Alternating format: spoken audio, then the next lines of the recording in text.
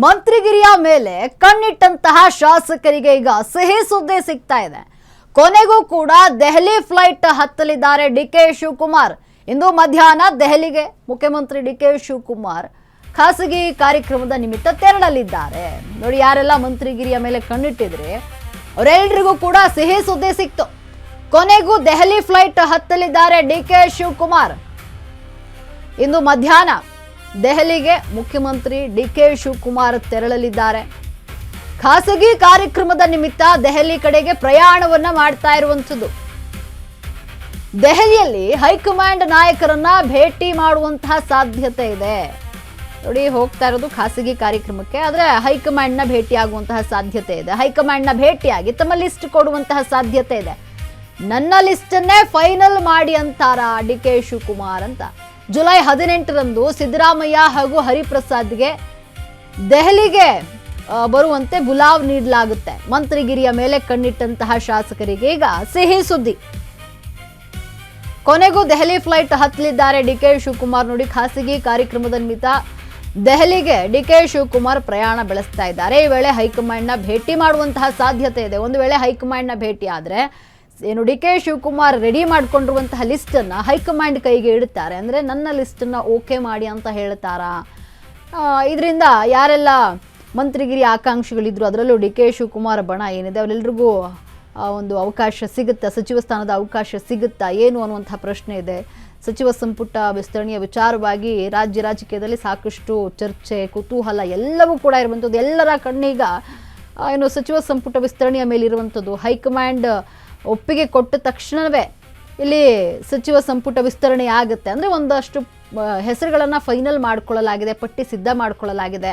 High command okay ಹೇಳಬೇಕು, ಅದನ್ನು ಬಹಿರಂಗವಾಗಿ ಹೇಳಬೇಕು, ಅದೊಂದೇ ಬಾಕಿ ಇರುವಂಥದ್ದು. ಡಿಕೆ ಸಂಪುಟದಲ್ಲಿ ಹೊಸಬರಿಗೆ ಲಕ್ಕೋ ಲಕ್. ಜುಲೈ 21ರಂದು 15ರಿಂದ 17 ಸಚಿವರ ಪ್ರಮಾಣ ವಚನ ನಡೆಯಲಿದೆ.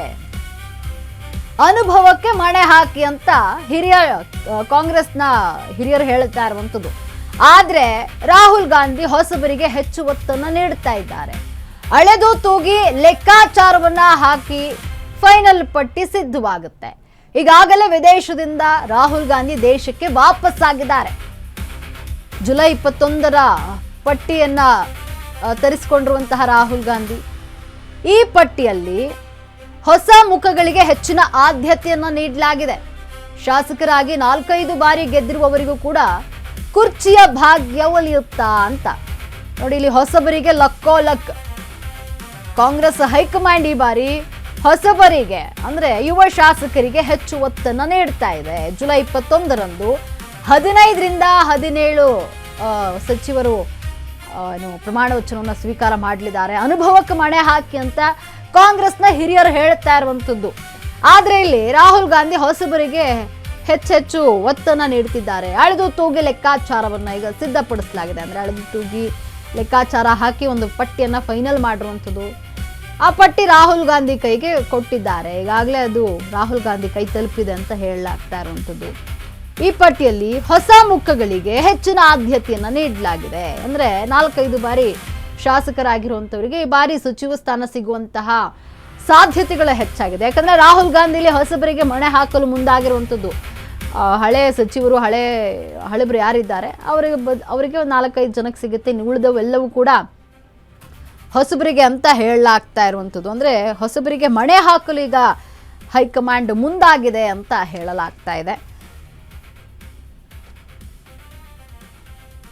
ಇನ್ನು ಸಚಿವ ಸ್ಥಾನದ ಆಕಾಂಕ್ಷಿಗಳು ಯಾರ್ಯಾರು ಅಂತ ನೋಡೋದಾದ್ರೆ, ಎಂ ಕೃಷ್ಣಪ್ಪ ಇವರು ಸಚಿವ ಸ್ಥಾನದ ಆಕಾಂಕ್ಷಿಯಾಗಿದ್ದಾರೆ. ಶರತ್ ಬಚ್ಚೇಗೌಡ ಇವರು ಕೂಡ ಸಚಿವ ಸ್ಥಾನದ ಆಕಾಂಕ್ಷಿಯಾಗಿದ್ದಾರೆ. ಸಾಕಷ್ಟು ಕಸರತ್ತನ್ನು ನಡೆಸ್ತಾ ಇರುವಂಥದ್ದು. ಇನ್ನು ಸುಬ್ಬಾರೆಡ್ಡಿ, SN ಸುಬ್ಬಾರೆಡ್ಡಿ ಕೂಡ ಸಚಿವ ಸ್ಥಾನದ ಆಕಾಂಕ್ಷಿಯಾಗಿದ್ದಾರೆ. ನಾರಾಯಣಸ್ವಾಮಿ ಕೂಡ ಇರುವಂಥದ್ದು. ಇನ್ನು ಬೇಳೂರು ಗೋಪಾಲಕೃಷ್ಣ ಇವರು ಕೂಡ ಸಚಿವ ಸ್ಥಾನದ ಆಕಾಂಕ್ಷಿಯಾಗಿದ್ದಾರೆ. GH ಶ್ರೀನಿವಾಸ್ ಇವರು ಕೂಡ ಸಚಿವ ಸ್ಥಾನದ ಆಕಾಂಕ್ಷಿಯಾಗಿದ್ದಾರೆ. ಈ ಬಗ್ಗೆ ಹೆಚ್ಚಿನ ಮಾಹಿತಿಯನ್ನು ನೀಡಲು ನಮ್ಮ ಪ್ರತಿನಿಧಿ ದೀಪಾ ಸಂಪರ್ಕದಲ್ಲಿದ್ದಾರೆ. ದೀಪಾ, ಏನು ಹೈಕಮಾಂಡ್ನಿಂದ ಈಗ ಅಂದರೆ ಏನು ಸಚಿವ ಸ್ಥಾನ ಸಂಪುಟ ವಿಸ್ತರಣೆ ವಿಚಾರಕ್ಕೆ ಸಂಬಂಧಪಟ್ಟಂತೆ ಒಂದಷ್ಟು ಕಾರ್ಯಗಳನ್ನು ಮಾಡಲಾಗ್ತಾ ಇದೆ. ಬಗ್ಗೆ ಹೆಚ್ಚಿನ ಮಾಹಿತಿ ಏನಿದೆ?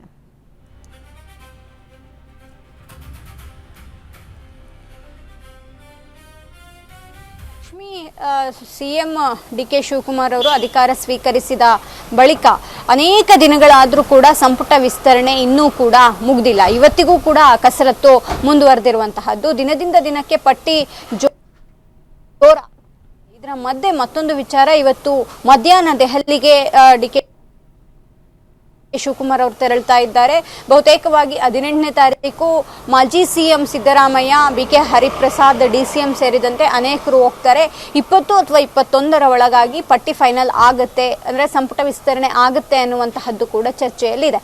ಇದೆಲ್ಲದರ ಮಧ್ಯೆ ಇದೀಗ ಪಟ್ಟಿಗೆ ದಿನಕ್ಕೊಬ್ಬರು ಸೇರ್ಪಡೆ ಆಗುವಂತೆ ಹೊಸಬರ ಲಿಸ್ಟ್ ಕೂಡ ದೊಡ್ಡದಾಗ್ತಾ ಇದೆ. ಆದರೆ ಎಲ್ಲವನ್ನೂ ಕೂಡ ಅಳೆದು ತೂಗಿಯೇ ಅವರು ಅಧಿಕಾರ ಹಂಚಿಕೆಯನ್ನ ಮಾಡಬೇಕಾದಂತಹ ಅನಿವಾರ್ಯತೆ ಹೈಕಮಾಂಡ್ ಶಾಸಕರು ಅಂದ್ರೆ ಹೊಸದಾಗಿ ಆಯ್ಕೆಗೊಂಡಂತಹ ಶಾಸಕರು ಕೂಡ 2-3 ಆದ್ರೂ ನಮಗೆ ಕೊಡಿ ಹೊಸ ಶಾಸಕರಿಗೆ ಅನ್ನುವಂತಹ ಪಟ್ಟನ್ನ ಹಿಡಿತಾರೆ.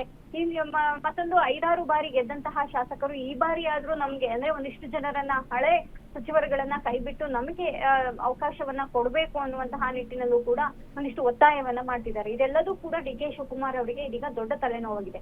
ಯಾರಿಗೆ ಕೊಡೋದು ಯಾರಿಗೆ ಬಿಡೋದು ಅನ್ನುವಂತಹ ನಿಟ್ಟಿನಲ್ಲೂ ಕೂಡ ಒಂದಿಷ್ಟು ಆ ಒಂದು ನಿಟ್ಟಿನಲ್ಲೂ ಕೂಡ ತಲೆ ಕೆಡಿಸ್ಕೊಂಡಂತಿದೆ. ಈಗ ಇನ್ ಕೇಸ್ ಏನಾದ್ರೂ ಹಳೆ ಶಾಸಕರುಗಳು ಅಥವಾ ಹಿಂದೆ ಇದ್ದಂತಹ ಸಚಿವರುಗಳನ್ನೇ ಮುಂದುವರಿಸಿದ್ದೇ ಆಗಿದ್ರೆ ಅದು ದೊಡ್ಡ ಮಟ್ಟಿನ ಒಂದಿಷ್ಟು ಅಸಮಾಧಾನಕ್ಕೂ ಕೂಡ ಕಾರಣ ಆಗುತ್ತೆ. ಯಾಕಂದ್ರೆ ಹಿಂದೆ ಸಚಿವರಾಗಿ 3 ವರ್ಷ ಅಧಿಕಾರವನ್ನ ಅನುಭವಿಸಿದ ಬಳಿಕವೂ ಕೂಡ ಮತ್ತೆ ಸಿಗಬೇಕು ಅನ್ನುವಂತಹ ಅಥವಾ ಸಿಕ್ತು ಅನ್ನುವಂತಹ ಒಂದಿಷ್ಟು ಅಸಮಾಧಾನವೂ ಕೂಡ ಮುಂದುವರಿಬಹುದು. ಹೀಗಾಗಿ ಇಷ್ಟು ದಿನ ಕಾದಿದ್ದಂತಹ ಅಂದ್ರೆ ಜಾತಕ ಪಕ್ಷಿಯಂತೆ ಕಾದಿದ್ದಂತಹ ಅನೇಕರಿಗೆ ಈ ವಾರ ಬಹುತೇಕವಾಗಿ ವಿಸ್ತರಣೆ ಫೈನಲ್ ಆಗುವಂತಹ ಸಾಧ್ಯತೆಗಳು ಕೂಡ ಇದೆ. ಲಕ್ಷ್ಮಿ, ಧನ್ಯವಾದ ದೀಪಾ ನಿಮ್ಮೆಲ್ಲ ಮಾಹಿತಿಗಾಗಿ.